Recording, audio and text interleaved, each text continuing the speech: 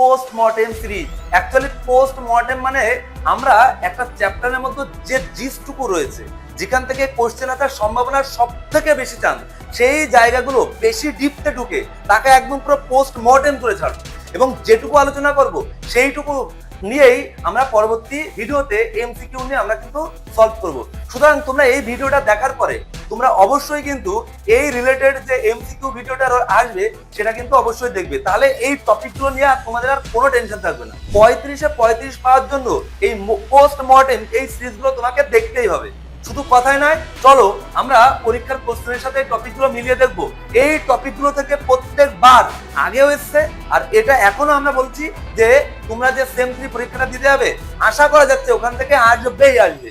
দেখো, প্রথমে আমরা এই যে হ্যালো অ্যালকেন হ্যালো অ্যারিন, যেটা আমরা জানি অর্গানিক কেমিস্ট্রি খুব ইম্পর্টেন্ট একটা জায়গা, আর ম্যাক্সিমাম ছাত্রছাত্রীদের এই চ্যাপ্টার থেকে কিন্তু অনেকটাই কিন্তু এখানে কিন্তু একটা দুর্বলতা থাকে। তো সেই দুর্বলতাটা আমরা কোন কোন জায়গায় থাকে, আর সেই জায়গাগুলো থেকে অ্যাকচুয়ালি কিন্তু ইম্পর্টেন্ট প্রশ্নগুলো কিন্তু আসে। কেন? একটা জিনিস ভালো করে বুঝবে, ম্যাক্সিমাম স্টুডেন্টের যে জায়গাটা দুর্বলতা থাকে, অ্যাকচুয়ালি সেই জায়গায় মনে করো কিছু না কিছু একটু আছে, আর সেই জায়গা থেকে কিন্তু এক্সামে আমাদের হিট করা হয়। তো সেই সমস্ত কোরিং যে টপিক গুলো রয়েছে, সেই হার্ড টপিক গুলো নিয়ে আমরা আলোচনা করব। প্রথমে আমরা এই চ্যাপ্টারটাকে 4টে পার্টে ভাগ করে নেব। প্রথম পার্টটায় আমরা আলোচনা করব হচ্ছে সব থেকে যেখান থেকে কোশ্চেন একটা আসবেই, না আসলে কমেন্টে এসে লিখবে যে স্যার আপনি বলেছিলেন এই টপিক থেকে কোশ্চেন আসেনি। বিশ্বাস রাখো, ধৈর্য রাখো, আশা করি ওই টপিক থেকে আসতে চলেছে, মানে এসে বসে আছে। সেটা হচ্ছে SN1 এবং SN2 রিঅ্যাকশন। এই দুটো টপিক এতটা বেশি ইম্পর্টেন্ট, সেটা তুমি পরীক্ষার হলে গিয়ে তুমি কিন্তু দেখতে পাবে। তো প্রথমে আমাদের এই যে SN1 এবং SN2 এই টপিক গুলো কোথা থেকে আসলো? এই যে দুটো রিঅ্যাকশন, অ্যাকচুয়ালি কি বলতো, এই দুটো রিঅ্যাকশনকে আমরা রাস্তা, এই দুটো হচ্ছে চলার রাস্তা। যদি SN1 এবং SN2 এই যে দুটো বিক্রিয়া, এই দুটো বিক্রিয়ার রাস্তা যদি আমরা জানতে পারি, তাহলে আমাদের অর্গানিক কেমিস্ট্রিতে অনেকটাই কিন্তু আমাদের ক্লিয়ার হয়ে যাবে। যদি বলো কেন SN1 আর SN2 সঙ্গে ফুল অর্গানিক কেমিস্ট্রির কি রিলেশন আছে? একদমই আছে। কারণ অনেক বিক্রিয়া আছে যে বিক্রিয়াগুলো আমরা দেখতে পারি SN1 বিক্রিয়ার মাধ্যমে সংগঠিত হচ্ছে, আবার অনেক বিক্রিয়া আছে যেগুলো আমরা দেখে বুঝতে পারি এটা SN2 বিক্রিয়ার মাধ্যমে হবে। এবার তুমি যদি চেহারাটাই যদি না জানো যে SN1 রিঅ্যাকশনটা কি, SN2 রিঅ্যাকশনটা কি, তাহলে তো তুমি অন্যান্য বিক্রিয়াগুলো দেখে বুঝতেই পারবে না যে অ্যাকচুয়ালি আমরা কোন বিক্রিয়া মাধ্যমে এই বিক্রিয়াটা করব। তাহলে তোমাকে আগে ফার্স্ট অর্গানিক কেমিস্ট্রির যে বিট SN1 এবং SN2 এই দুটো বিক্রিয়া খুব মনোযোগ সহকারে তোমাকে বুঝতে হবে। চলো আমরা শুরু করে দিই SN1 এবং SN2 বিক্রিয়া। এই বিক্রিয়া দুটো কিন্তু আমরা নিউক্লিওফিলিক সাবস্টিটিউশন রিঅ্যাকশনের দুটো পার্ট। এবার যদি প্রশ্ন করো যে স্যার নিউক্লিওফিলিক সাবস্টিটিউশন রিঅ্যাকশন মানে নিউক্লিওফিলিক প্রতিস্থাপন বিক্রিয়াটা কি, আমরা একটু দেখে নেব। দেখো, এই নিউক্লিওফিলিক প্রতিস্থাপন বিক্রিয়াটাকে আমরা সংক্ষেপে SN রিঅ্যাকশন নামে চিনি। SN রিঅ্যাকশন,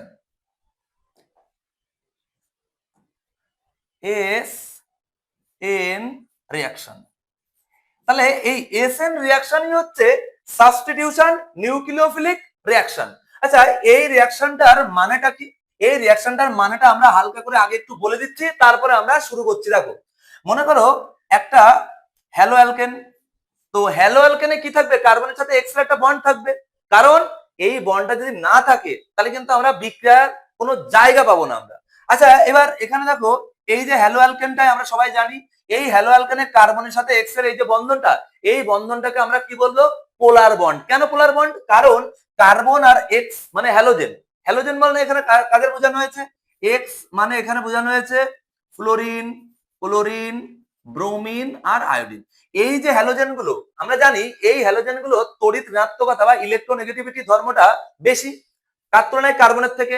তাহলে এই বন্ধনটা যখন তৈরি হয়েছিল কার্বন আর হ্যালোজেনের মধ্যে, তখন এদের দুজনের মধ্যে কি কন্টাক্ট হয়েছিল?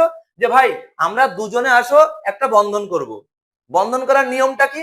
কার্বনও একটা ইলেকট্রন দিয়েছে, আবার হ্যালোজেনও একটা ইলেকট্রন দিয়েছে, দুজনেই কিন্তু সমান পরিমাণ ইলেকট্রন দিয়ে একটা সমযোজী বন্ধন তৈরি করেছিল। আর বন্ধন করার সময় সবাই তো অনেক কিছুই বলে, কিন্তু কন্ট্যাক্টটা কি ছিল? যে ভাই আমরা দুজনেই সমান পরিমাণে ইলেকট্রন দিয়ে বন্ধনটা করছি, তাহলে ইলেকট্রন কোথায় থাকবে? মাঝখানে, একদম মিডলে। কিন্তু সবাই তো আর কথা দিয়ে কথা রাখতে পারে না। এক্স কি করেছে? তার পাওয়ার দিয়ে, তার ইলেকট্রোনেগেটিভিটি পাওয়ার দিয়ে সে কি করেছে? এই বন্ধন ইলেকট্রন তার নিজের দিকে টেনেছে। এই যে নিজের দিকে যদি টানে তাহলে কি হবে? ইলেকট্রনের ডেনসিটি এই এক্স এর আশেপাশে বেড়ে গেল, আর ইলেকট্রনের ডেনসিটি যদি এক্স এর আশেপাশে যদি বেড়ে যায় তাহলে তার উপরে আমরা কি চিহ্ন দেবো বলতো, ডেল্টা নেগেটিভ, এখানে দেবো ডেল্টা পজিটিভ। দেখো এখানে দেখো দুটো পোল তৈরি হয়েছে, অর্থাৎ এই বন্ধনটাকে আমরা পোলার বন্ড, আর পোলার বন্ড যদি একবার কোভ্যালেন্ট কম্পাউন্ডে মানে সমযোজী যৌগে একবার যদি আমরা তৈরি করতে পারি তাহলে কিন্তু বিক্রিয়ার জায়গা কিন্তু আমরা পেয়ে গেলাম। কারণ যত বিক্রিয়া হ্যালো অ্যালকেন আছে তার মধ্যে ম্যাক্সিমাম বিক্রিয়া কিন্তু এই সিআরএক্স এর মাস এর মধ্যেই হবে। কেন? কারণ বন্ধনটা এখন কিন্তু দুর্বল হয়ে গেছে। ঠিক আছে, এই বন্ধনটা আমরা ইজিলি হিট করে ব্রেকডাউন করতে পারবো। রিয়াকশন মানে কি? রিয়াকশন মানে হচ্ছে পুরোনো বন্ধন ভেঙে যাবে, নতুন বন্ধন তৈরি হবে। তো এখানে দেখো যে কি হয়, আমরা এবার একটা নিউক্লিওফাইল অ্যাড করব। নিউক্লিওফাইল কারা? নিউক্লিওফাইল হচ্ছে যাদের নিজের চার্জ হচ্ছে নেগেটিভ চার্জ, এবার তাদের আমরা বলবো হচ্ছে নিউক্লিওফাইল। আচ্ছা, এই নিউক্লিওফাইলের আয়তন তোমরা সবাই জানো, OH মাইনাস, তোমরা অবশ্যই নোট ডাউন করবে, CN মাইনাস, ঠিক আছে, RO মাইনাস।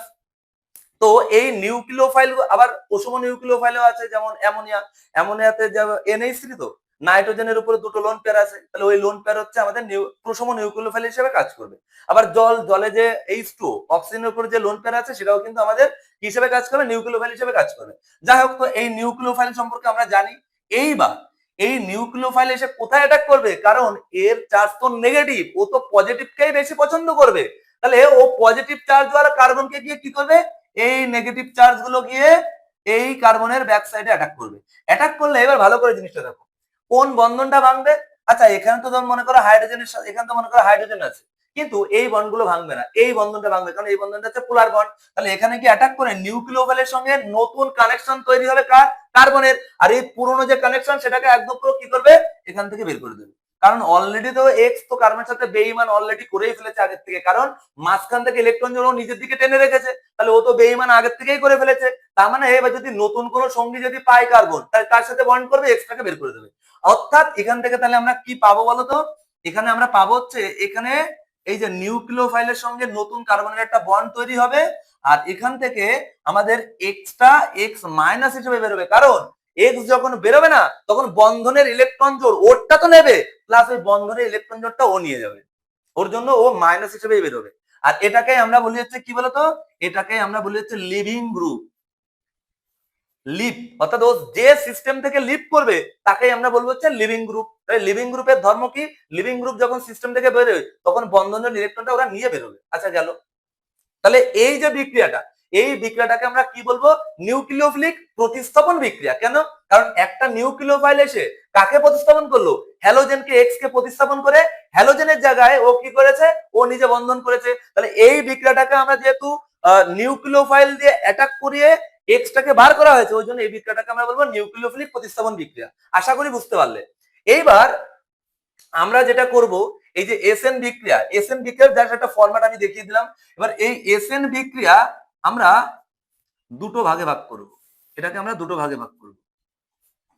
একটা হচ্ছে SN1 রিঅ্যাকশন, একটা হচ্ছে SN2 রিঅ্যাকশন। এটা আবার কি জিনিস? এসএন ছিল ঠিক, সেটা আমরা বুঝলাম, কিন্তু এসএনটাকে আবার দুটো ভাগে ভাগ করা হলো কেন? দেখো বিষয়টা হচ্ছে এক একটা বিক্রিয়ায় কটা করে অণু অংশগ্রহণ করবে তার উপর ভিত্তি করে এই এসএন বিক্রিয়াটাকে আমরা দুটো ক্যাটাগরিতে ভাগ করলাম। কোন বিক্রিয়ায় দেখা যাচ্ছে একটা অণু বা একটা কণা অংশগ্রহণ করছে, তাহলে সেই বিক্রিয়াটার এক রকমের নাম হবে।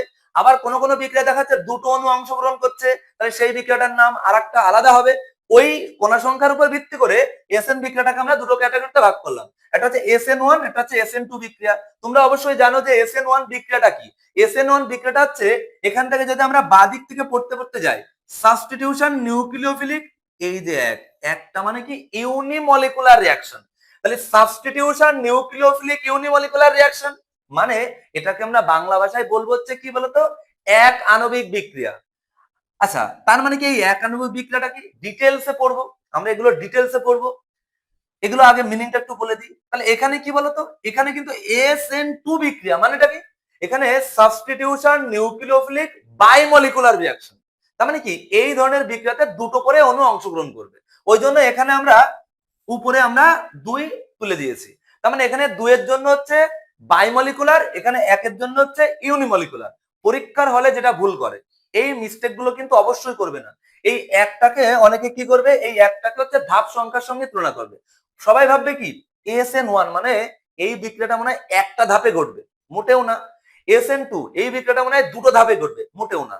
এখানে এই যে 1 আর 2 এই উপরের এই সংখ্যাগুলোর সঙ্গে ধাপ সংখ্যার কোনো মিল নেই। এখানে হচ্ছে এই 1 মিন্স কি, এটা হচ্ছে মলিকিউলস,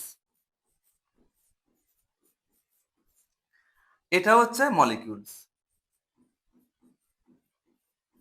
বুঝে গেল বিষয়টা, পার্থক্যটা? তাহলে আমরা এই SN1 এবং SN2 এই বিক্রিয়াটা আমরা এবার ডিটেলসে পড়বো। এবার আমরা কি করব বলতো, এবার আমরা SN1 রিঅ্যাকশনটা ডিটেলসে পড়বো। তাহলে এর এই যে সম্পূর্ণ নাম, এই সম্পূর্ণ নামটা কিন্তু অবশ্যই কিন্তু আমাদের জেনে নেবে যে SN1 রিঅ্যাকশনটা অ্যাকচুয়ালি কি। আচ্ছা এবার একটা জিনিস দেখো, আচ্ছা প্রথমে একটা কাজ করি, প্রথমে আমরা SN1 এর থেকে আমরা SN2 রিঅ্যাকশনটা আমরা আগে একটু পড়ি, তাহলে কেন বলতো তোমাদের বুঝতে সুবিধা হবে, ঠিক আছে? তাহলে আর ওইটা গুলাবে না, ঠিক আছে?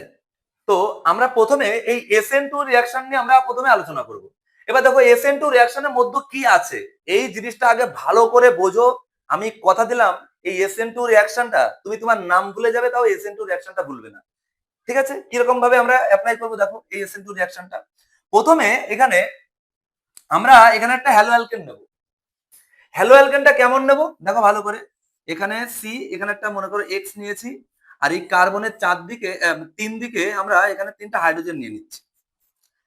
এর সঙ্গে আমরা রিয়াকশন করাবো হচ্ছে NaOH, সোডিয়াম হাইড্রোক্সাইড।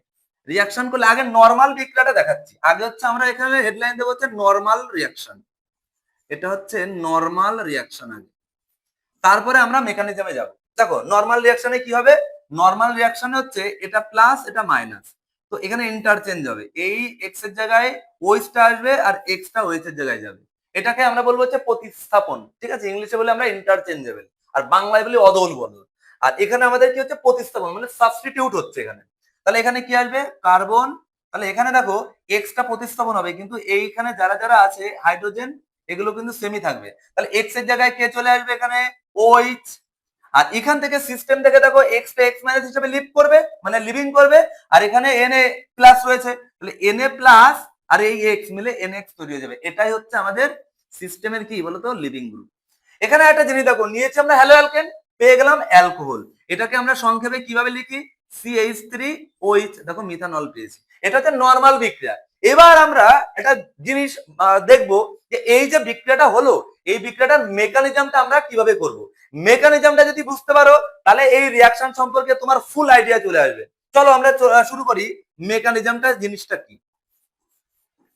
দেখো মেকানিজম শুরু করার আগে তোমাকে একটা গল্প শোনাচ্ছি, গল্পটা খুব মন দিয়ে শুনবে, দেখবা SN2 বিক্রিয়াটা একদম তোমার মাথায় একদম যেন একদম গেঁথে যাবে। কিরকম জিনিসটা, মনে করো তুমি কেদারনাথে ঘুরতে যাবে, এবার সেখানে তুমি নিশ্চয়ই একা যাবে না, তুমি হয়তো তোমার ফ্যামিলি, মনে করো তুমি তোমার ফ্যামিলির সাথেই যাচ্ছ, তো সে ফ্যামিলিতে কে কে আছে, ঠাকুমা আছে, তারপর মা আছে, বাবা আছে, আর তুমিও আছো। এবার বিষয়টা হচ্ছে সেটা তো উপরে উঠতে হবে, এবার ওখানে তোমরা, তোমাদের তো অল্প বয়স, মা বাবারও মনে করো অল্প বয়স, তারা যে স্পিডে পাহাড়ে উঠবে, কিন্তু সেই তুলনায় তোমার ঠাকুমা, তাদের তো অনেক বয়স হয়ে গেছে, তারা তো সেই হিসেবে তো উঠতে পারবে না। এবার আমরা যদি বলি যে বলতো পাহাড়ে উঠাটা কার উপর নির্ভর করবে, তুমি বলবে কি কেন আমাদের উপর নির্ভর করবে, আমরা যদি স্পিডে উঠে তাহলে আগে আগে পাহাড়ে যাবো না। বিষয়টা তো তুমি তো তোমার ঠাকুমাকে ফেলে রেখে তো তুমি যেতে পারবে না, তোমাকে তো ঠাকুমাকে নিয়েই তোমাকে যেতে হবে, তাহলে তুমি আগে কি করে উঠে যাবে পাহাড়ে। তার মানে বিষয়টা হচ্ছে তোমার পাহাড়ে ওঠাটা ডিপেন্ডস করবে তোমার ঠাকুমা কত তাড়াতাড়ি উঠতে পারে তার উপর। এবার বিষয়টা হচ্ছে ঠাকুমা যদি লেট করে তাহলে তোমার পাহাড়ে উঠতে লেট হবে, ঠাকুমা যদি একটু স্পিডে ওঠে তাহলে তোমার পাহাড়ে ওঠাটা আরো একটু স্পিডে হবে। তাহলে বিষয়টা এখানেও তাই, একটা রিয়াকশন একটা ধাপে হবে তার কোনো নিশ্চয়তা নেই, একটা রিয়াকশন অনেকগুলো ধাপে হতে পারে। আগে এখানে সিম্পল ভাবে একটু দেখে নাও, মনে করো আমরা এখানে একটা জিনিস A+B থেকে আমাদের এখানে C+D তৈরি হচ্ছে, এরা হচ্ছে রিয়াক্ট্যান্ট, এরা হচ্ছে প্রোডাক্ট। এবার বিষয়টা হচ্ছে এই রিয়াকশনটা তুমি দেখে বলতে পারবে না যে A+B আমি মিশিয়ে দিলাম C আর D পেয়ে গেলাম অর্থাৎ বিক্রিয়াটা কমপ্লিট, না, এরকম ভাবে বলা যাবে না। এই বিক্রিয়াটা মনে করো তোমার 3টে 4টে 5টে স্টেপে হতে পারে, ঠিক আছে? মনে করো প্রথমে তুমি এখানে A+B নিলে, তৈরি হলো এখানে E, তারপরে স্টেপে কি E থেকে তৈরি হলো এখানে C+D। তার মানে একটা জিনিস দেখো, এবার এই দুটো বিক্রিয়াটাকে আমরা যদি মিশিয়ে দিই, যোগ করে দিই, তাহলে দেখো এখান থেকে ই ক্যান্সেল আউট হয়ে গেল, A+B থেকে সি প্লাস ডি তৈরি হলো। অর্থাৎ এই বিক্রিয়াটা দেখে বলা যাবে না যে বিক্রিয়াটা ওয়ান স্টেপ রিয়াকশন। তাহলে কি করে, এটা এক্সপেরিমেন্টাল, এক্সপেরিমেন্ট করে আমরা একমাত্র বলতে পারবো। তাহলে দুটো ধাপে বিক্রিয়াটা হওয়ার পরে আমরা সি আর ডি পেয়েছি। এবার বিষয়টা হচ্ছে, আচ্ছা বিক্রিয়ার ধাপ দুটো হতে পারে, তিনটে হতে পারে, কিন্তু বিক্রিয়ার রেট মানে হার, রেট অফ রিয়াকশন মানে বিক্রিয়ার হারটা কার উপর নির্ভর করবে? তোমার কি মনে হয় এই যে দুটো ধাপে ঘটলো, এই যে দুটো ধাপে বিক্রিয়াটা ঘটলো, এই দুটো ধাপের উপরে কি ফুল বিক্রিয়ার হার নির্ভর করবে? না, একদমই না। কারণ বিক্রিয়ার হার, বিক্রিয়ার হার মানে কি, বিক্রিয়াটা কত স্পিডে ঘটছে, না বিক্রিয়াটা স্লো হচ্ছে, এটাই হচ্ছে বিক্রিয়ার হার। এবার এই বিক্রিয়ার হার এটা কার উপর নির্ভর করবে? দুটো স্টেপ না, একটা স্টেপের উপর বিক্রিয়ার হার সবসময় নির্ভর করবে। এবার মনে প্রশ্ন জাগলো যে কোন স্টেপটার উপর আমার বিক্রিয়ার হারটা নির্ভর করবে? সব থেকে দুটো স্টেপের মধ্যে সব থেকে যেটা স্লো স্টেপ হবে, সব থেকে যেটা স্লো স্টেপ হবে বিক্রিয়ার হার সেই স্টেপের উপরে নির্ভর করবে। এবার তুমি কি তো জানো না যে এই দুটো বিক্রিয়ার মধ্যে কোনটা স্লো স্টেপ? তোমাকে যদি কোশ্চেনে মেনশন করে দেওয়া হয় নিচে তীর চিহ্নের উপর স্লো, তার মানে তুমি বুঝে গেলে যে ওই স্টেপটাই হচ্ছে স্লো স্টেপ, আর বিক্রিয়ার হার ওই স্টেপটার উপরে ডিপেন্ড করবে। আমি যদি যুক্তি তর্কের খাতারে যদি আমরা ধরে নিই যে এটা হচ্ছে স্লো স্টেপ, তার মানে বোঝা গেল এই বিক্রিয়াটা দুটো স্টেপে ঘটতে পারে, কিন্তু বিক্রিয়ার হার, বিক্রিয়ার বেগ শুধুমাত্র স্টেপ ওয়ান এর উপর নির্ভর করবে। যদি স্টেপ ওয়ান এর উপর নির্ভর করে বিক্রিয়ার বেগ, তাহলে এই বিক্রিয়াটাকে আমরা বলবো হচ্ছে আর ডিএস, অর্থাৎ রেট ডিটারমিনিং স্টেপ, মানে হার নির্ণায়ক ধাপ। অর্থাৎ ভালো করে ব্যাপারটা বুঝো, কেন? কারণ এই স্টেপটা স্লো হচ্ছিল, এই স্টেপটা যত সময় কমপ্লিট না হবে তত সময় তো আমরা প্রোডাক্ট পাবো না। তার মানে কি, বিক্রিয়ার হার সেটা কিন্তু ডিপেন্ডস করবে স্টেপ ওয়ান এর উপর, নট স্টেপ টু। আশা করি বুঝাতে পারলাম যে আরডি স্টেপটা কি। আর আরডিএস টাই সবসময় স্লো হবে, আর স্লোটাই সবসময় আরডিএস হবে। আর এই আরডিএস এর উপরে নির্ভর করবে ওখানে কতগুলো অণু অংশগ্রহণ করছে। আচ্ছা আমরা দেখতে পাচ্ছি যে এক নাম্বার স্টেপে এখানে কটা অণু অংশগ্রহণ করেছে, এ আর বি। অর্থাৎ এই স্টেপে যেহেতু দুটো অণু অংশগ্রহণ করেছে সেহেতু এই বিক্রিয়ার আণবিকতা বা মলিকুলারিটি হবে 2, অর্থাৎ এই বিক্রিয়াটা হবে দ্বি আণবিক বিক্রিয়া। এটাই বুঝে গেলে। আর দ্বি আণবিক বিক্রিয়া মানে এই যে দুটো অণু অংশগ্রহণ করছে এই দুইটাই আমরা তুলে দিচ্ছি কোথায় বলতো? এসএন এর মাথায় তুলে দিচ্ছি। অর্থাৎ এই বিক্রিয়াটার মানে হচ্ছে যে SN2 বিক্রিয়ায় দুটো অণু অংশগ্রহণ করে। ঠিক আছে, এবার একটা জিনিস দেখো, মেকানিজমটা কি? এবার মেকানিজমটাকে তাহলে কি, এটা তো না আমরা ভালো করে বুঝলাম। মেকানিজম হচ্ছে, তুমি আর একটা গল্প বলি চলো। সেটা হচ্ছে, মনে করো তুমি লন্ডনে কোনো একটা কাজের জন্য গেছো, পড়াশোনা করার জন্য গেছো, এবার বাড়িতে একদিন আসবে। এবার লন্ডনে ওখানে থাকার পরে হঠাৎ করে একদিন বাড়ি আসবে। এবার বাড়ি কি করে আসবে? তো যেখানে তুমি থাকো সেখান থেকে এয়ারপোর্টে আসবে, সেখান থেকে ফ্লাইটে করে নামবে, তারপরে তুমি হয়তো বাড়িতে বলে দিলে যে আমি আসছি, তোমার 4 চাকা নিয়ে আসো, সেখান থেকে গেল, যার পরে তোমাকে বাড়ি নিয়ে আসলো, আনার পরে তোমাকে বরণ টরণ করে ঘরে তুললো। বিষয়টা হচ্ছে, আমি যদি বলি ভাই তুমি যাত্রাপথের পূর্ণ বিবরণ দাও, তুমি কি বলে? আমি ওখান থেকে এটা এই করে এসেছি, এরকম করে স্টেপ বাই স্টেপ করে আমি যেটা যেটা আমি বললাম করে তুমি বলবে এটা হচ্ছে আমার যাত্রাপথের পুরো আইডিয়া।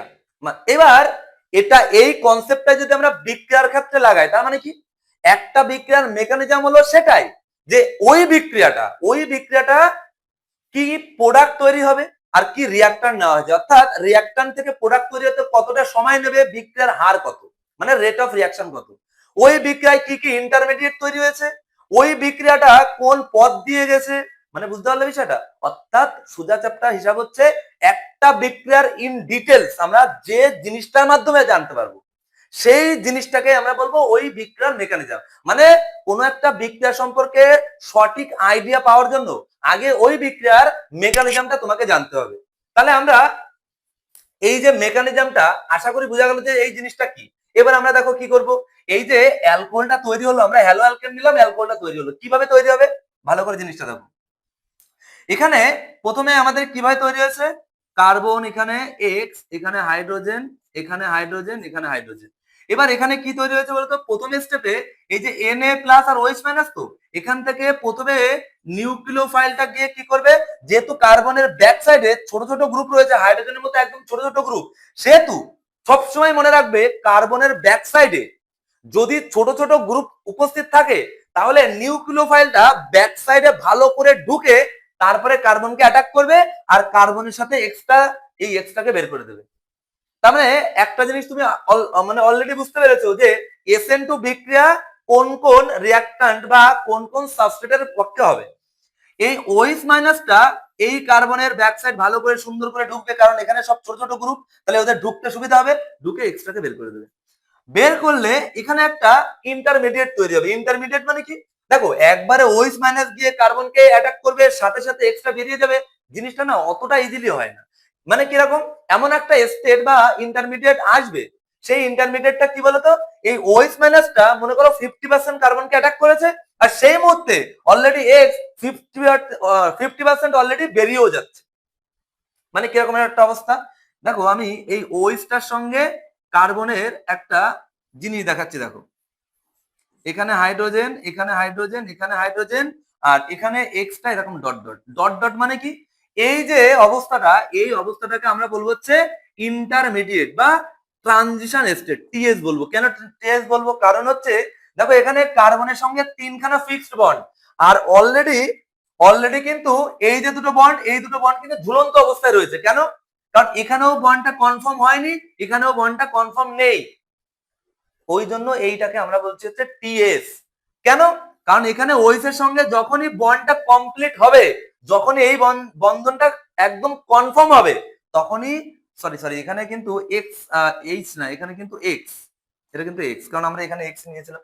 তাহলে যখনই ওইসের সাথে কার্বনের একদম বন্ডটা কমপ্লিট হবে, একদম কনফার্ম হবে, তখনই কিন্তু এক্সটা এখান থেকে একদম কনফার্ম হয়ে বেরিয়ে যাবে। মানে নতুন করে ওইসের সাথে কার্বনের, বুঝতেই পারছো বিষয়টা, বাস্তব জীবনেও হয়, যখন একটা বন্ড যখন কনফার্ম হয়, তখন ওল্ড বন্ডটা কিন্তু ব্রেকডাউন হয়, একদিকে কনফার্ম না হলে অন্যদিকে সেই বন্ডটা কিন্তু অলরেডি কিন্তু ভাঙে না। তাহলে এখান থেকে আমরা কি পাবো, কি এখানে আমরা পেয়ে গেলাম যে ওইসটা বাদিকে যুক্ত হবে এখানে কার্বন, আর এই হাইড্রোজেন গুলো এখানে কিন্তু অলরেডি চলে আসবে।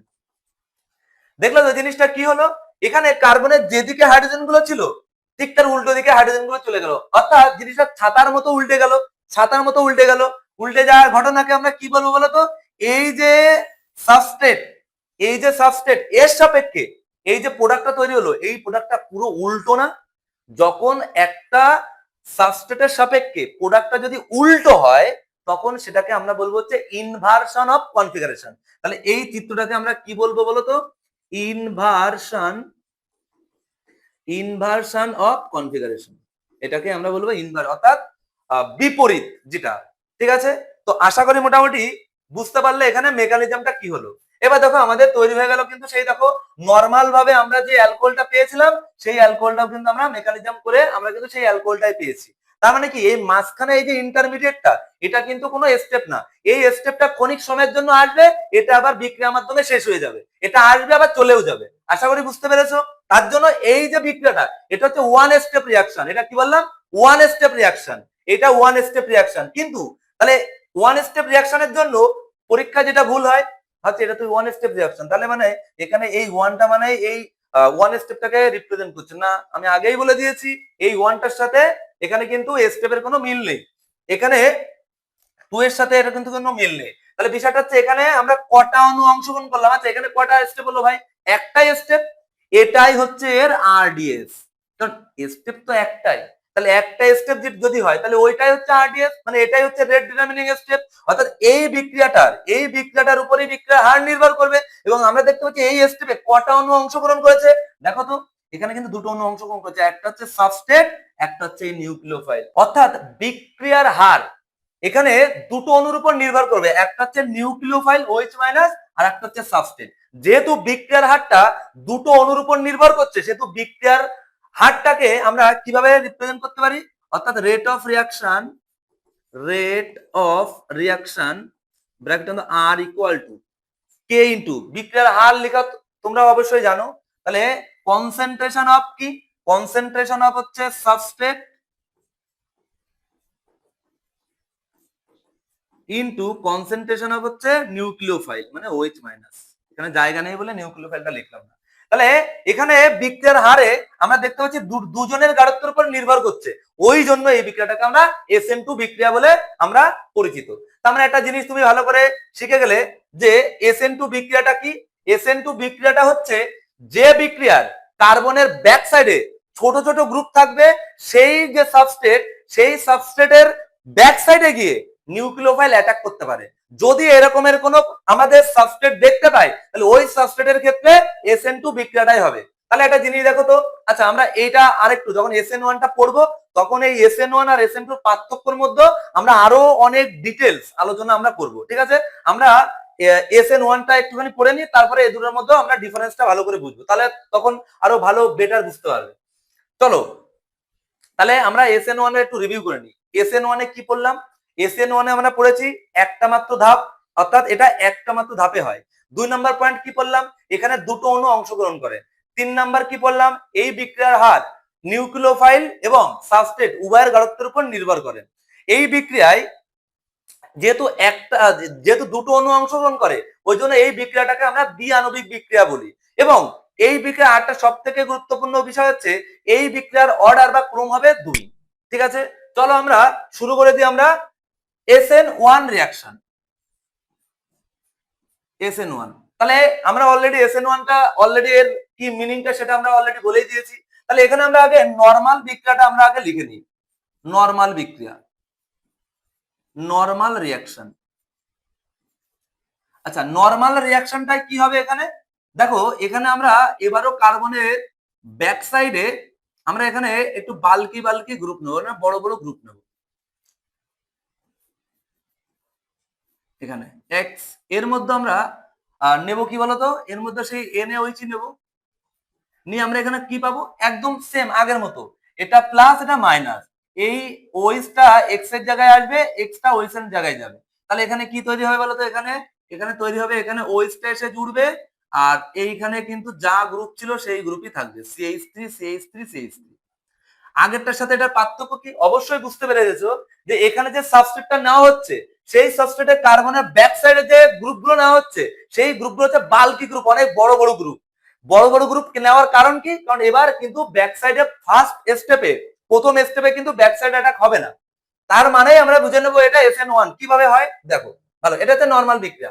এবার আমরা চলো মেকানিজমে যাব।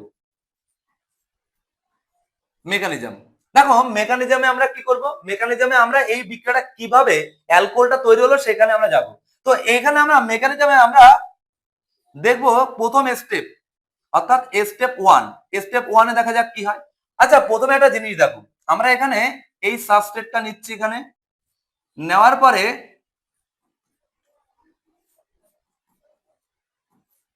প্রথম স্টেপে আমরা যদি NaOH দিই, তো নিউক্লিওফাইলটা এইখানে গিয়ে ব্যাক সাইডে অ্যাটাক করতে পারবে না। এবার যদি বলো কেন পারবে না, কারণ OH মাইনাসটা এখানে যদি ব্যাক সাইডে তো ঢুকতেই পারবে না, রাস্তা তো বন্ধ না, এইটা ঢুকতে পারবে না। কেন? কারণ এই একটা বড় গ্রুপ, এই একটা বড় গ্রুপ, এরা নিজেদের মধ্যে একটা স্টেরিক হিন্ডেন্স কাজ করে, একটা বাধা কাজ করে। তার মধ্যে এই OH-টা গিয়ে কিভাবে কার্বনকে অ্যাটাক করবে? অর্থাৎ এই রাস্তাটাও বন্ধ, এবার এইদিকের এই রাস্তাটাও বন্ধ, এখান থেকেও ঢুকতে দেবে না। এদের নিজেদের মধ্যে অশান্তি, নিজেদের মধ্যে রিপালশন কাজ করছে, তার মধ্যে আবার OH কে এখানে কি করে ঢুকবে ভাই? এটা তো পসিবলই না। তার মানে এখানে ব্যাক সাইড অ্যাটাক হবে না, মানে এখানে আমাদের বুঝে নিতে হবে ভাই SN2 বিক্রিয়া কোনোভাবে পসিবল না। আচ্ছা তাহলে এখানে কি তৈরি হবে? এখানে একটা গুরুত্বপূর্ণ বিষয় আছে, আমরা এখানে একটা পোলার প্রোটিক সলভেন্ট ইউজ করব। পোলার প্রোটিক সলভেন্ট। আচ্ছা এখানে পোলার প্রোটিক সলভেন্ট এটা আবার কি? দেখো পোলার প্রোটিক সলভেন্ট, পোলার প্রোটিক সলভেন্ট। আচ্ছা পোলার প্রোটিক সলভেন্ট কোনগুলো? পোলার প্রোটিক সলভেন্ট হচ্ছে যেমন ওয়াটার, ঠিক আছে আমি বলে দিচ্ছি, CH3OH মানে মিথানল বা মিথাইল অ্যালকোহল, ইথানল C2H5OH, এইগুলো হচ্ছে পোলার প্রোটিক সলভেন্ট। এর মানেটা কি? মানেটা হচ্ছে এই যৌগগুলো মানে এই যে যৌগগুলোর মধ্যে এই OH এই গ্রুপটা থাকবে, মানে O এর সাথে H এর, অথবা N এর সাথে H এই গ্রুপটা থাকবে। আচ্ছা এই গ্রুপটা থাকার মানেটা কি? মানেটা হচ্ছে হাইড্রোজেন একটা তীব্র ইলেকট্রোনেগেটিভ অ্যাটমের সাথে যুক্ত থাকবে। তাতে সুবিধাটা কি? সুবিধা হচ্ছে এই গ্রুপগুলো থেকে হাইড্রোজেনটা H+ হিসেবে বেরোতে পারে। H+ হিসেবে বেরোনোর মানেটা কি? মানে হচ্ছে এই একটা প্রোটিন ত্যাগ করতে পারে, এরকমের গ্রুপটাই আমাদের নিতে হবে। আর এই গ্রুপগুলো এই যৌগের মধ্যেই রয়েছে, দেখো সবার মধ্যে কিন্তু একটা H কিন্তু রয়েছে। আর Hটা শুধু থাকলে হবে না, Hটাকে আমি কি বললাম, তীব্র ইলেকট্রোনেগেটিভ অ্যাটমের সঙ্গে যুক্ত থাকতে হবে, যাতে করে ওই হাইড্রোজেনটা H+ হিসেবে বেরোতে পারে। এবার H+ দান করা মানে হচ্ছে এই যে পোলার প্রোটিক, অর্থাৎ পোলার মানে কি? ওখান থেকে প্লাস হয়ে বেরোচ্ছে, প্রোটিক মানে যারা প্রোটন দান করতে পারে। তার মানে এখানে এখানে জল একটা পোলার প্রোটিক সলভেন্ট, এখানে সবাই কিন্তু পোলার প্রোটিক সলভেন্ট। এরা একটা হাইড্রোজেন বা H+ কে দান করতে পারে। আচ্ছা, এবার এই H+ টা কি এখানে করবেটা কি? করবেটা হচ্ছে একটা জিনিস ভালো করে বুঝো। এখান থেকে এই যে বন্ধনটা, এই বন্ধনটা যদি না ভাঙে তাহলে কিন্তু আমাদের SN1 বিক্রিয়া শুরু করতে পারবো না। এই পোলার প্রোটিক সলভেন্টের কাজ হচ্ছে, যেহেতু এখানে প্রথম স্টেপে নিউক্লিওফাইল আসতে পারলো না, ফেলিয়ার হলো, সেহেতু এই পোলার প্রোটিক সলভেন্টের কাজ কি? এই পোলার প্রোটিক সলভেন্টের কাজ হচ্ছে এই বন্ধনটা গিয়ে এই বন্ধনটা ভেঙে দেওয়া। ভেঙে দিয়ে কি করবে? এখানে একটা কার্বোক্যাটায়ন তৈরি হবে। এখানে দেখো, এখানে অলরেডি একটা কার্বোক্যাটায়ন তৈরি হবে। উপরে CH3, এখানেও দেখো CH3, এখানেও CH3, এখানে একটা কার্বোক্যাটায়ন তৈরি হলো। এবার এই পোলার প্রোটিক সলভেন্টের কাজ কি তাহলে এই বন্ধনটাকে ভেঙে দেওয়া? হ্যাঁ, এটা তো অবশ্যই। আরো একটা কাজ আছে। এখানে যে এই যে কার্বোক্যাটায়নটা তৈরি হয়েছে, এই কার্বোক্যাটায়নটা কত ডিগ্রি কার্বোক্যাটায়ন? মূলত 3 ডিগ্রি। কেন? যে কার্বনের উপর পজিটিভ চার্জ, সেই কার্বনটা সরাসরি ডিরেক্টলি অ্যাটাচ উইথ 3 কার্বন, একটা দুটো তিনটে, ওই জন্য এই কার্বনটার ডিগ্রি আমরা দেবো হচ্ছে 3 ডিগ্রি কার্বন। এবার এই 3 ডিগ্রি কার্বনের স্টেবিলিটি সব থেকে বেশি। এই স্টেবিলিটি যেন আরো বেশি হয়, তার জন্য এই পোলার প্রোটিক সলভেন্ট কি করে? এই 3 ডিগ্রি এই যে তোমার কার্বোক্যাটায়নটা তৈরি হয়েছে, একে আরো স্টেবিলাইজ করে। একে যদি স্টেবিলাইজ করতে পারে, তার মানে এইখান থেকে এক্সটা আরো খুব দ্রুত হারে বেরিয়ে যাবে। মানে বুঝতে পারলে বিষয়টা? এই কারণে পোলার প্রোটিক সলভেন্টটাকে ব্যবহার করে। একটা হচ্ছে এই বন্ধনটা ভাঙার জন্য, আর তারপর বন্ধন ভাঙার পরে যে এই যে 3 ডিগ্রি কার্বোক্যাটায়নটা তৈরি হচ্ছে, এই 3 ডিগ্রি কার্বোক্যাটায়নকে স্টেবিলাইজ করতে হবে, নাহলে তো এই বন্ধনটা সহজে ভাঙবে না। যদি দেখে ভাই এই যৌগ থেকে এই যৌগের স্টেবিলিটি বেশি, তাহলে এক্সটাকে কি হবে? এই বন্ধনটা এমনি ভেঙে ও এই ফর্মে আসতে চাইবে। তুমি যদি লাইফে দেখো যে আমি এখন যে অবস্থায় আছি, এই অবস্থায় আমি স্টেবল না, আমি ওই অবস্থায় যাই, মানে ওই লাইফে যাই, তাহলে আমি স্টেবল। তাহলে তুমি কোন কোন জায়গায় যেতে চাইবে? তুমি এখন বর্তমান অবস্থা পরিবর্তন করে বা বাদ দিয়ে ওই লাইফে যেতে চাইবে। এগুলো তাই ও দেখতে পাচ্ছে এটা more stable than that of the এটা, তাহলে এই আয়নটা এখান থেকে তৈরি হবে। এরপরে স্টেপ 2 তে কি হবে? স্টেপ 2 তে দেখো কি হবে। এইবার যখন আমাদের এই 3 ডিগ্রি কার্বোক্যাটায়ন তৈরি হলো না, তখন কিন্তু এইবার কিন্তু নিউক্লিওফাইল সুযোগ পেয়ে যাবে ব্যাক সাইড ফ্রন্ট সাইড সব দিক থেকে অ্যাটাক করার। কারণ এবার তো আর এক্স নেই, আগের বার তো ফ্রন্ট সাইড দিয়েও অ্যাটাক হচ্ছিল না, ব্যাক সাইড অ্যাটাক হচ্ছিল। কেন? কারণ ফ্রন্ট সাইডে এটার উপর কি চার্জ ভাই? Delta negative. যখন নিউক্লিওফাইল সামনের থেকে ঢুকতে যাচ্ছিল, তখন এই নিউক্লিওফাইলের নিজের চার্জ নেগেটিভ, এদিকে আবার এক্স এর মাথাও নেগেটিভ, তাহলে নেগেটিভের সাথে নেগেটিভের কি হবে? বিকর্ষণ হবে। এই বিকর্ষণ এড়ানোর জন্য বাধ্য হয়ে নিউক্লিওফাইলটা ব্যাক সাইড অ্যাটাক করেছিল। কিন্তু এবার দেখো, এবার কিন্তু এই এক্স নেই। এক্স যদি না থাকে তাহলে কোনো সমস্যাই নেই, এক্স যদি না থাকে তাহলে কোনো সমস্যাই নেই। তাহলে এবার আমরা কি করব? এইবার ওইচ মাইনাসটা আসবে নিউক্লিওফাইলটা, অর্থাৎ স্টেপ 1 এ তো আসতে পারলো না, একজনকে তাড়িয়ে দিল, তারপরে আবার নতুন করে ওইচ মাইনাসটা চলে আসলো। ওইচ মাইনাস এসে এবার একবার ফ্রন্ট সাইডেও অ্যাটাক হতে পারে, এটা ব্যাক সাইডেও অ্যাটাক হতে পারে। তাহলে একবার যদি ফ্রন্ট সাইডে অ্যাটাক হয় একটা যৌগ তৈরি হবে, যদি ব্যাক সাইডে অ্যাটাক হয় অন্য একটা যৌগ তৈরি হবে। দেখো তো চিনতে পারো কিনা যৌগটা? যদি এখানে হচ্ছে আমাদের ফ্রন্ট সাইড অ্যাটাক, এটা হচ্ছে ফ্রন্ট সাইড অ্যাটাক, আর এটা হচ্ছে ব্যাক সাইড অ্যাটাক।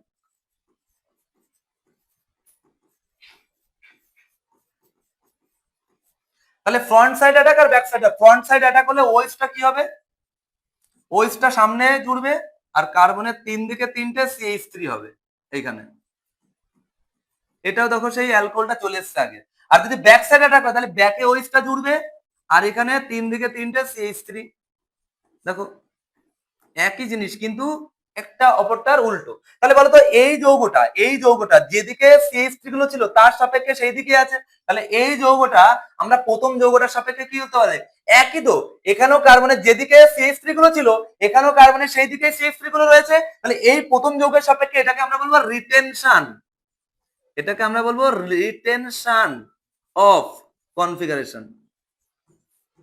আর এই যৌগটা দেখো প্রথম যৌগটার সাপেক্ষে উল্টো, তাহলে এটাকে আমরা কি বলবো? প্রথমটা যৌগের সাপেক্ষে এটা হচ্ছে ইনভার্সন, এটা ইনভার্সন অফ কনফিগারেশন।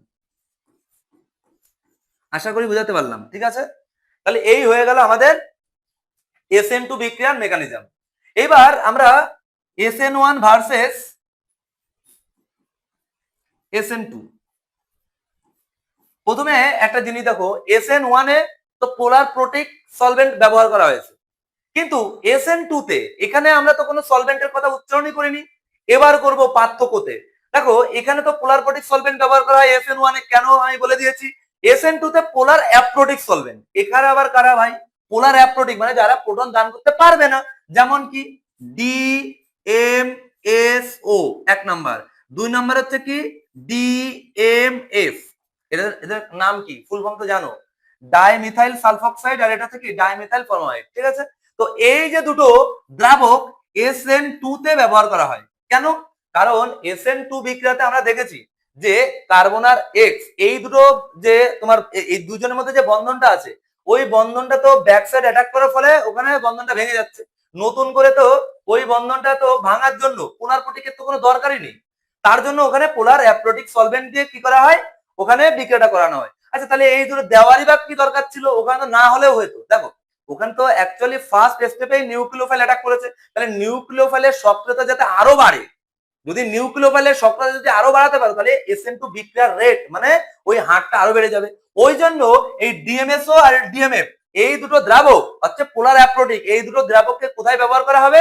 এই দুটো দ্রাবককে SN2 বিক্রিয়ায় ব্যবহার করা হবে, যে ওখানে যে নিউক্লিওফাইলটা ব্যবহার করা হয়েছে ওই নিউক্লিওফাইলের সক্রিয়তা আরো বাড়ানোর জন্য, যাতে SN2 বিক্রিয়ার রেটটা আরো বহুগুণ বেড়ে যায়। ওই কারণে এখানে পোলার অ্যাপ্রোটিক সলভেন্ট ব্যবহার করা হয়েছে। তো SN1 এবং SN2 এই যে আজকে আমরা যেটা করলাম, তো পার্থক্যের মধ্যে আমরা এবার এখানে তোমরা অবশ্যই নোট ডাউন করবে। SN2 বিক্রিয়াতে তাহলে আমাদের কি হলো? এখানে SN2 বিক্রিয়াতে কটা স্টেপ পেলে? SN2 বিক্রিয়াতে স্টেপ কটা পেলে বলো? একটা। SN1 এ কটা স্টেপ পেলে? SN1 এ দুটো স্টেপ। দেখো এখানে দুটো স্টেপ, স্টেপ 1 আর স্টেপ 2। আচ্ছা, তার মানে ব্যাপারটা দেখো, এখানে আমরা SN1 এ দুটো স্টেপ পেয়েছি, এখানে কটা অণু অংশগ্রহণ করেছে? দেখো এখানে কিন্তু হার নির্ণায়ক ধাপ কোনটা? এখানে বলো তো 1 নম্বরের স্টেপ না 2 নম্বরের স্টেপ? তোমাদের কি মনে হয়, 1 নম্বরের স্টেপটা হার নির্ণায়ক ধাপ না 2 নম্বরের স্টেপটা হার নির্ণায়ক ধাপ? অবশ্যই বুঝে গেছো, এটাই কিন্তু RDS। কেন? কারণ first step is the RDS। কি করে বুঝলে ভাই? এখানে তো নিউক্লিওফাইল অ্যাটাক করেনি, তাহলে এই স্টেপটা নিশ্চয়ই বেশি মানে স্পিডে হওয়ার কথা না, কারণ এখানে একটা পোলার প্রোটিক সলভেন্ট ব্যবহার করেছে, এগিয়ে এইটাকে বন্ধনটাকে ভাঙবে, সেক্ষেত্রে একটু দেরি হয়। ওই জন্য প্রথম স্টেপটাকে আমরা RDS বা স্লো স্টেপ ধরে নেবো, অর্থাৎ এটাই হচ্ছে স্লো স্টেপ, এটাই হচ্ছে স্লো স্টেপ। অর্থাৎ আমরা একটু আগে বললাম স্লো স্টেপ বা RDS স্টেপের উপরে কিন্তু বিক্রিয়ার হার নির্ভর করবে। তাহলে আমরা অ্যাকচুয়ালি দেখতে পাচ্ছি এই বিক্রিয়ার স্লো স্টেপ হচ্ছে প্রথম স্টেপটা, আর প্রথম স্টেপে কটা অণু অংশগ্রহণ করেছে? একটা অণু। তাহলে বিক্রিয়ার হার, রেট অফ রিঅ্যাকশন কার উপর নির্ভর করবে? এই অণুটার উপরে নির্ভর করবে। ওই জন্য যেহেতু এই বিক্রিয়ায় একটা অণু অংশগ্রহণ করেছে, ওই জন্য এই বিক্রিয়াটাকে আমরা SN1 বিক্রিয়া বলবো। তাহলে স্টেপ দুটো আর অণু অংশগ্রহণ করেছে কিন্তু একটা, সুতরাং ওর সাথে এর কিন্তু কোনো মিল নেই, বারবার যেটা বললাম। তাহলে বোঝা গেল বিষয়টা? তাহলে এই বিক্রিয়ার হার কি হবে? তাহলে রেট অফ রিঅ্যাকশন কি হবে? Rate of reaction equal to K into concentration of এই যে সাবস্ট্রেট।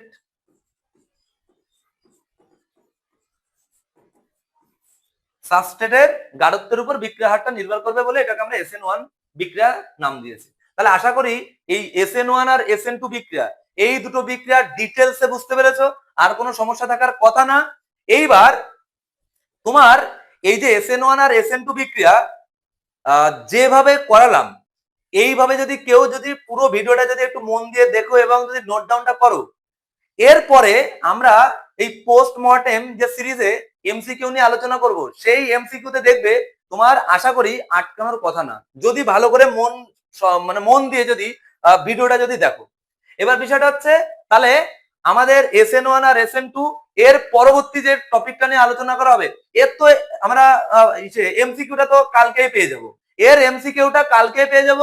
সবাই কিন্তু এই ভিডিওটা দেখার পরে অবশ্যই কিন্তু কালকের ওই MCQর ভিডিওটা কিন্তু অবশ্যই দেখবে, নালে কিন্তু এই জিনিসটা কিন্তু তুমি শিখলে ভালো করে, এটার প্রতিফলন করলে না, তুমি এটার অ্যাপ্লিকেশন করলে না, তাহলে কিন্তু পরীক্ষায় MCQ তুমি কমপ্লিট করতে পারবে না। ঠিক আছে? তো আমরা এর পরবর্তী যে টপিকটা, খুব দুর্দান্ত একটা টপিক নিয়ে আলোচনা করা হবে, সেই টপিকটা আমরা নেক্সট ভিডিওতে আমরা আলোচনা করে দেবো। টোটাল 4টে লেভেলের টপিক, লেভেল মানে বুঝতে পারছো বিষয়টা? ওই লেভেলের টপিক থেকে 4টে MCQ আসার সম্ভাবনা হয়তো খুবই প্রবল এবার। ঠিক আছে? তো দেখা হবে নেক্সট ভিডিওতে। তো সবশেষে তোমাদের কাছে একটাই রিকোয়েস্ট, যদি ভিডিওটা ভালো লাগে ফ্রেন্ডদের কাছে একটু শেয়ার করে দেবে, একটা লাইক করবে, একটা কমেন্ট করবে। এবার বিষয়টা হচ্ছে এই চ্যানেলটা তো সম্পূর্ণ নতুন, ঠিক আছে?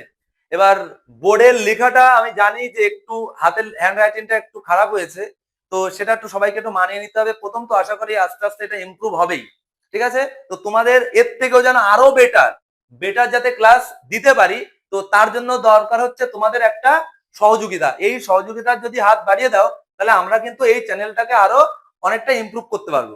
এবার দেখতে থাকো, আমাদের সাথে থাকো, দেখা হবে নেক্সট ভিডিওতে।